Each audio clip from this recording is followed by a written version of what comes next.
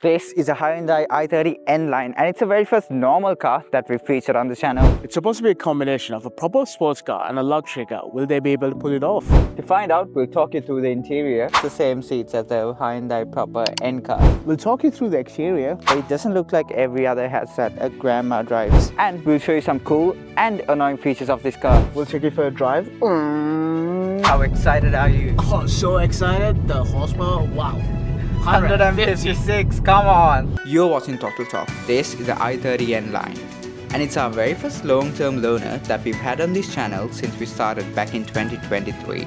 Now let's be honest, this is a boring car for us sports car enthusiasts. But it's a very cool car for daily driving. So let us talk to you through some of its cool features. Starting off with the interior. Now this looks like a proper Hyundai M performance car. It has the sportiness engraved all over it, which is quite amazing. Now for a car that's only $40,000, you get keyless entry, auto hold, wireless charging, wireless Android Auto and wireless CarPlay. You also get collision warnings. You also get lane keep assist, steering assist. Now those are features that premium BMWs and Audis get, and all of that in a $40,000 Hyundai. That's pretty cool. And the coolest of them all, this car might be boring for sports car enthusiasts, but it gets Michelin Pilot Sports. Now for those of you who don't know what those are the Rolexes of the tire world. Not everything's cool about this car though. There's a few annoying features that we found. For starters, on the N-line, not the N-line Premium, this isn't adjustable forward and backwards, and it's very short, so you're kind of driving in an awkward position. You kind of want to just...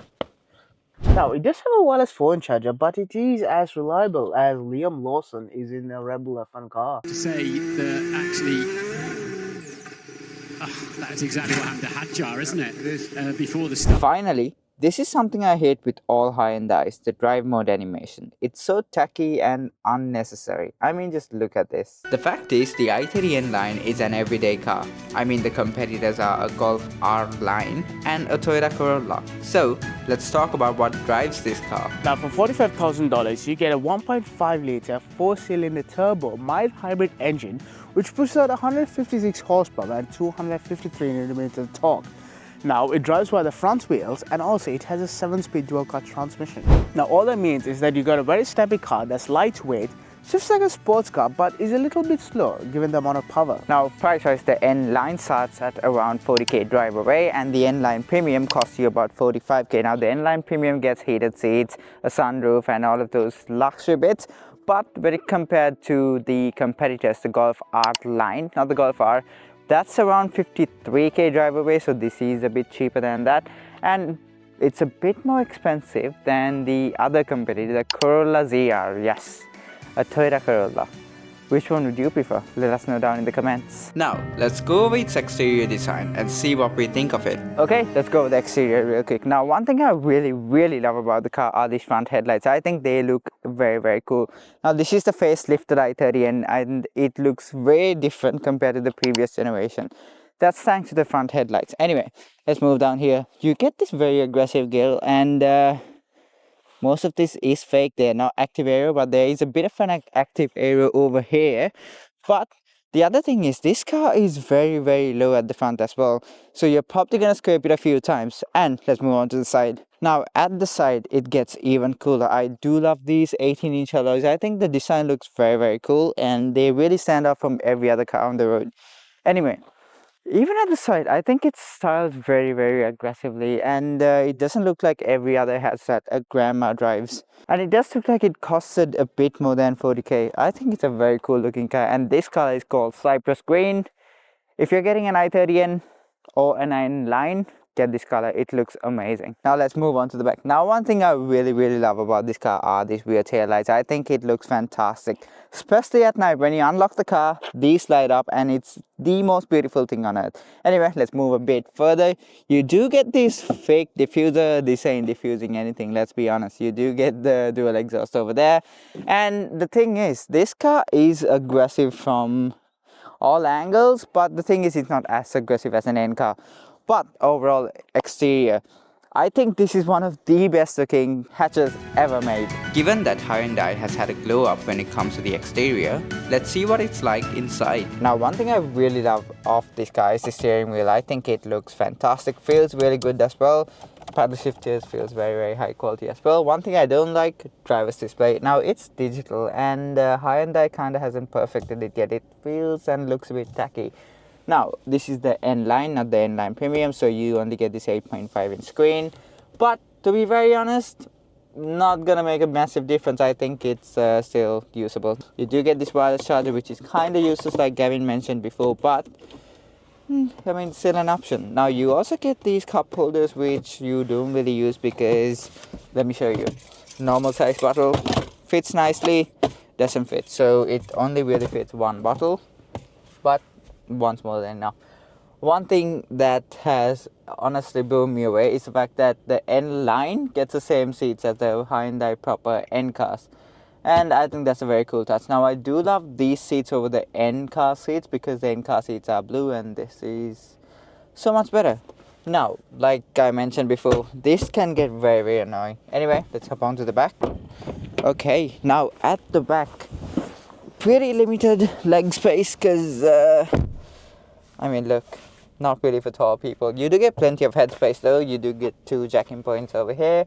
But overall, interior wise, now this car has honestly surprised me. I've gotten the feeling that this is a proper German car. Honestly, it feels like an Audi more than a Hyundai, and that's a very good thing for a Korean car. So far, the exterior and the interior has impressed us. So let's take it for a drive and see what it feels like. In the I30 N-line. Gavin, how excited are you? Oh, so excited. The horsepower, wow. 156, come on. It's not bad. Yeah, it's not bad. But I mean, it's like what, almost 550 horsepower less than to compared to what we normally drive. Yeah. I mean, given that we've driven cars with crazy amounts of power, crazy amounts of torque, this is not, disclaimer, this is not gonna blow us out of the water. It's not, and it's also not fair to compare it to those because this is not a sports car. Yes. This is entry level, normal daily driver. Yeah, this is like the Audi S line, not the Audi RS. Yeah. Okay. And given that in mind, let's see how well this accelerates. Yeah.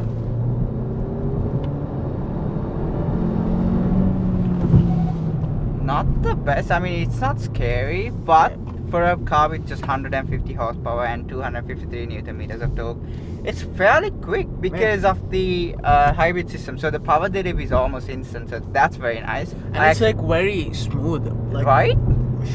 And how smooth is that suspension?